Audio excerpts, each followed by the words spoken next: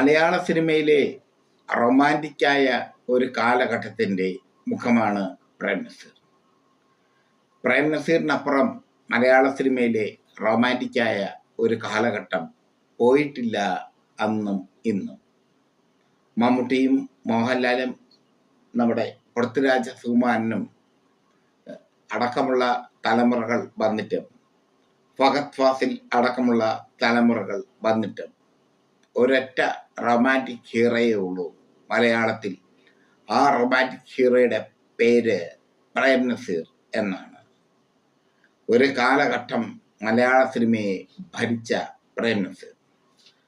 Prem Nazir black and white ചിത്രങ്ങളിലൂടെ മുന്നേറി colour ചിത്രങ്ങളിലൂടെ തകർത്തു. കളർ ചിത്രങ്ങളുടെ സാധ്യതകൾ ഒട്ടൊക്കെ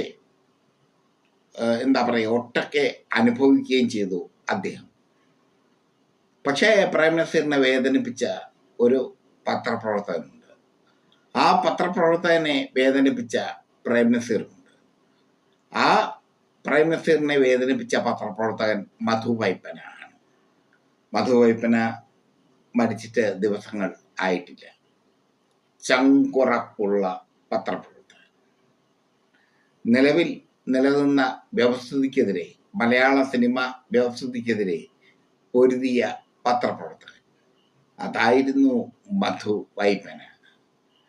മധു വൈപ്പന പ്രേം നസീറിന് എന്നും ഒരു എതിരാളിയായിരുന്നു.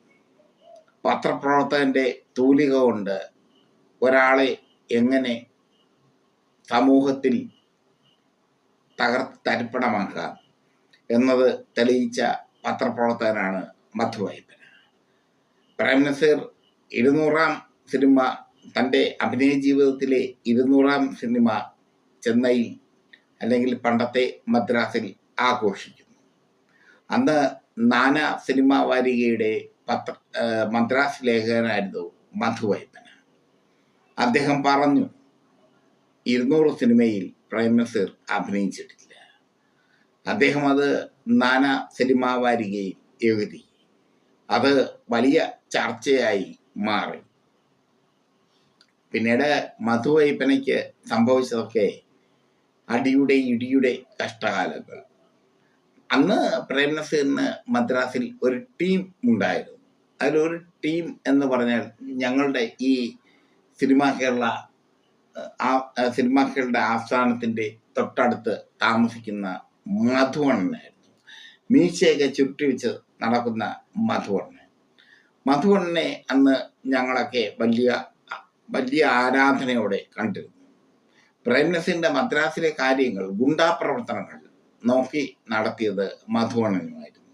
മധുവണ്ണൻ പ്രേം നസീറിനെ പറ്റി മധു വൈപ്പന എഴുതിയതിനെ പറ്റി അന്വേഷിച്ച് മധു വൈപ്പനയുടെ ലോഡ്ജിൽ ചെന്നു. തട്ടി വിളിച്ചു. ഒറ്റയിടി. മധു വൈപ്പനയുടെ മൂക്കിൽ നിന്ന് പൈപ്പിൽ നിന്ന് ജലം ഒഴുകുന്നത് പോലെ രക്തപ്രവാഹം.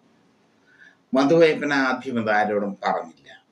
പക്ഷെ പിന്നീട് അതൊരു ചർച്ചയായി മാറി.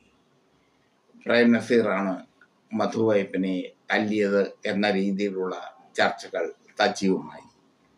അന്നത്തെ കാലത്ത് പ്രേം നസീറിന്റെ സ്ഥിരം നായികയായ, ഷീലയുമായി അടിച്ചു പിരിഞ്ഞിരുന്നു, സ്ഥിരം നായികയായ ജയഭാരതിയൊക്കെ അതിനെ ഏറ്റെടുത്തു.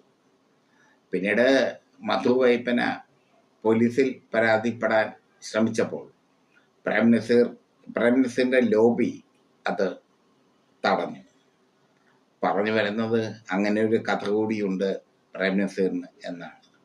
മധു വൈപ്പന ഇപ്പോൾ നമ്മോടൊപ്പമില്ല.